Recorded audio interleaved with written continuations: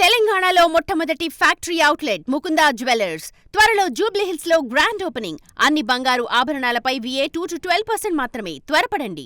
ఏదో ఒక రోజు నేను సీఎం అవుతాను, మీ అందరి భరతం పడతాను, మీరు చేసిన అక్రమాలను ఆధారాలతో సహా బయటపెట్టి మీ అందరినీ రోడ్డు మీదకు ఈడుస్తాను, నాతో పెట్టుకుంటే మీ అందరి భాగోతం బట్టబయలు చేస్తా అంటూ సంచలన వ్యాఖ్యలు చేశారు తెలంగాణ జాగృతి అధ్యక్షురాలు కల్వకుంట్ల కవిత. అసలు కవిత వ్యాఖ్యల వెనుక ఉన్న ఆంతర్యం ఏంటి? కవిత వార్నింగ్లు ఇస్తుంది ఫ్యామిలీ మెంబర్స్కా? అధికారంలో ఉన్నప్పుడు కవితను బుల్డోజ్ చేయడానికి చూసిన సీనియర్ నేతలకా? అసలు జాగృతి ప్రెసిడెంట్ పొలిటికల్ వ్యూహం ఏంటి? ఆమె ఎవరిని టార్గెట్ చేస్తున్నారు? దేవుడి దయవల్ల ఏదో ఒకరోజు తాను కూడా సీఎం అవుతానని, అప్పుడు అందరి సంగతి చెబుతానని ఘాటుగానే హెచ్చరిస్తోన్న కల్వకుంట్ల కవిత 2014 నుంచి ఇప్పటి వరకు జరిగిన ప్రతి అన్యాయాన్ని, అక్రమాల్ని తిరగతోడతానని హెచ్చరించారు కవిత.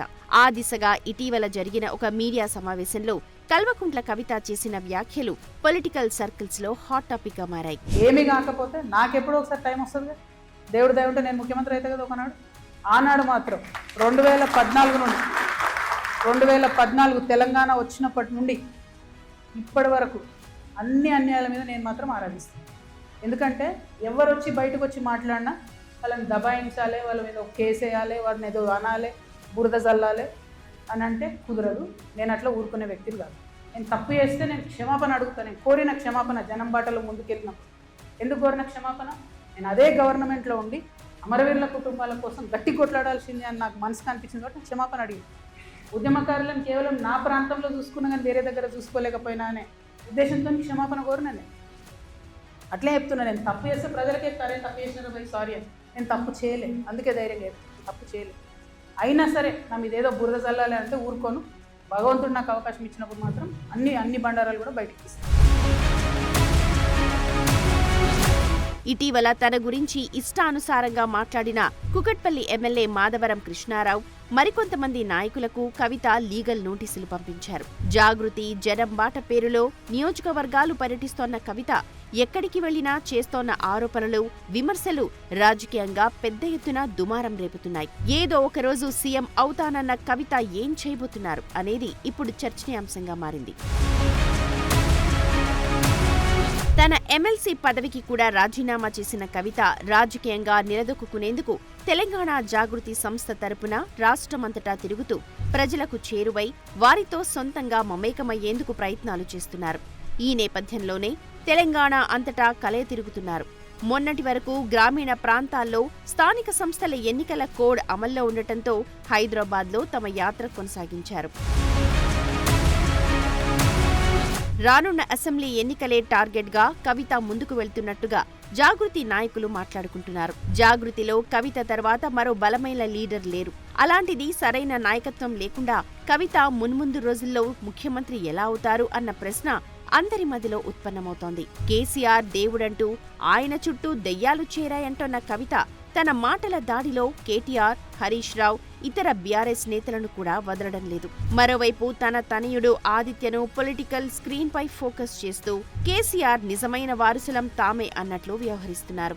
అలా తండ్రి సెంటిమెంట్ తనకు ప్లస్ అవుతుందని జాగృతి అధ్యక్షురాలు భావిస్తున్నారా అన్న చర్చ మొదలైంది.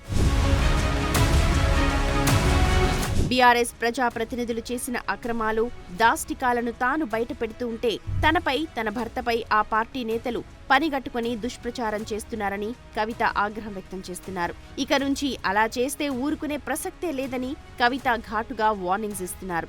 కాంగ్రెస్ తో అంటగాగుతున్నారని ఆరోపిస్తూ తన భర్త అనిల్ కుమార్, ఏవీ రెడ్డితో కలిసి ఉన్న ఫోటోతో దుష్ప్రచారం చేస్తున్నారని మండిపడ్డారు. వెకిలి ప్రయత్నాలు చేస్తోన్న గుంట నక్కలు జాగ్రత్త అని తీవ్రంగా స్పందించారు. తాను కేవలం టాస్ వేశానని, ఇప్పటికే గెలిచామని, టెస్ట్ మ్యాచ్ ముందుందని వ్యాఖ్యానించారు. ఇంతకీ రానున్న అసెంబ్లీ ఎన్నికల్లో కవిత ఏ నియోజకవర్గం నుంచి పోటీ చేస్తారన్నది కొంత ప్రశ్నార్థకంగా మారింది. తన బావ అయిన హరీష్ రావు నియోజకవర్గమైన సిద్దిపేటకు కవిత వెళ్లినప్పుడు అక్కడున్న ప్రజలతో మాట్లాడుతూ సిద్దిపేట ప్రజలు దీవిస్తే తాను ఇక్కడి నుంచే అసెంబ్లీకి వెళ్తానని చెప్పుకొచ్చారు. మరి నిజంగానే సిద్దిపేట నుంచి పోటీ చేస్తారా, లేదా తాను ఎంపీగా పనిచేసిన నిజామాబాద్ నుంచి పోటీ చేస్తారా అన్నది తెలియాల్సి ఉంది. ఒకవేళ నిజామాబాద్ నుంచి పోటీ చేస్తే ఆర్మూర్ ఎమ్మెల్యే జీవన్ రెడ్డిపై పోటీకి దిగుతారా? లేకపోతే తాను రాజకీయ జీవితం ఇచ్చిన జగిత్యాల ఎమ్మెల్యే డాక్టర్ సంజయ్ కుమార్ పై బరిలోకి దిగుతారా? అదీ కాకుండా సేఫ్ సైడ్ గా మరో నియోజకవర్గం వెతుక్కుంటారా అన్నది ఆసక్తి రేపుతోంది. ఎమ్మెల్యే ఎలక్షన్స్ లో నిలబడి విజయం సాధిస్తే ఓకే, కానీ ఒకవేళ గెలవకపోతే ఆ రూట్ మార్చుకుని తిరిగి నిజామాబాద్ నుంచి ఎంపీగా పోటీ చేస్తారా? అలా చేస్తే ధర్మపురి అరవింద్ పై పోటీ చేసే అవకాశం ఉండవచ్చని రాజకీయ వర్గాల్లో జోరుగా చర్చలు కొనసాగుతూ ఉన్నాయి. చూడాలి మరి రానున్న రోజుల్లో కవిత అనుసరించే కార్యాచరణ ఎలా ఉంటుందో.